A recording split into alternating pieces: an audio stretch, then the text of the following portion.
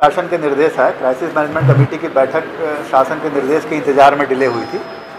शासन के निर्देश आ गए कि कौन सी गतिविधियां मान्य है, कौन सी मान्य नहीं है, कौन सी प्रतिबंधित हैं। उसी के आधार पे क्राइसिस मैनेजमेंट कमेटी ने निर्णय लिया। उसमें 2-3 चीज़ें बहुत प्रमुख हैं। सबसे बड़ी बात यह है कि जिस ग्रामीण क्षेत्रों में जिस गाँव में 5 से ज़्यादा पेशेंट होंगे एक्टिव आज की तारीख में, वहाँ किसी तरह की कोई गतिविधियाँ अलाउ नहीं होगी, वहाँ कोई छूट नहीं दी जाएगी। जहाँ 5 से कम पेशेंट हैं वहाँ कुछ गतिविधियाँ अलाउ होंगी। शहर के बारे में ये निर्णय है कि कंटेनमेंट जोन में किसी भी तरह का कोई छूट नहीं दी जाएगी। शहर की समीक्षा प्रत्येक 7 दिन में होगी, क्योंकि केस हो सकता है आज 5% से कम हो, कल ज़्यादा हो जाए। वर्तमान में ये खुशी की बात है कि रतलाम 5% से कम वाले ज़िलों में आ गया है।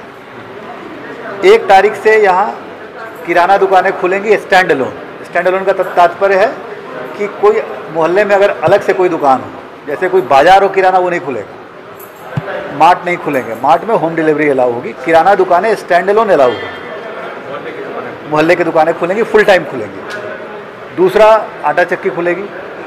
दवा दुकानें जो पहले 4 बजे तक थी वो अपने पूरे समय में खुलेंगी।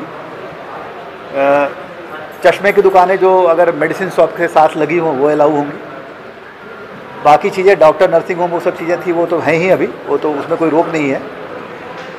सब्जी के ठेले अलाउ होंगे, मंडियां नहीं खुलेगी, बट सब्जी के ठेले मूविंग अलाउ होंगे, वो एक स्थान पे नहीं होंगे।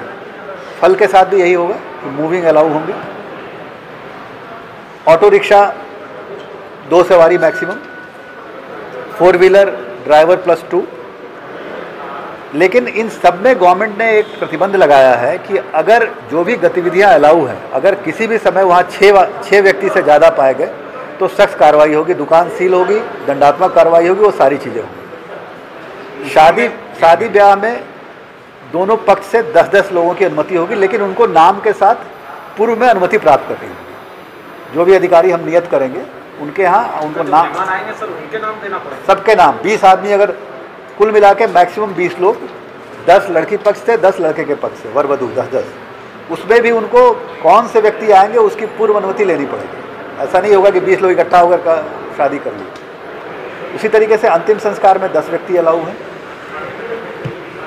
कुछ गतिविधियां उन्होंने क्राइसिस मैनेजमेंट कमेटी पे छोड़ी है, वो उसका निर्णय 7 जून के बाद, 1 से 7 जून के बीच में जो अभी छूट दी जा रही है उसका क्या प्रभाव पड़ता है, उसका आकलन करने के बाद 7 जून को पुनः निर्णय लिया जाएगा कि आगे कौन सी चीज़ें खोली जाए। ई पास को लेकर क्या? ई पास 31 के बाद नहीं लागू रहेगी, क्योंकि ई पास जब बहुत सारी गतिविधियां खुल जाएंगी तो फिर ई पास का औचित्य 31 तक था और बहुत सफल रहा, तो उसके बाद नहीं लागू है।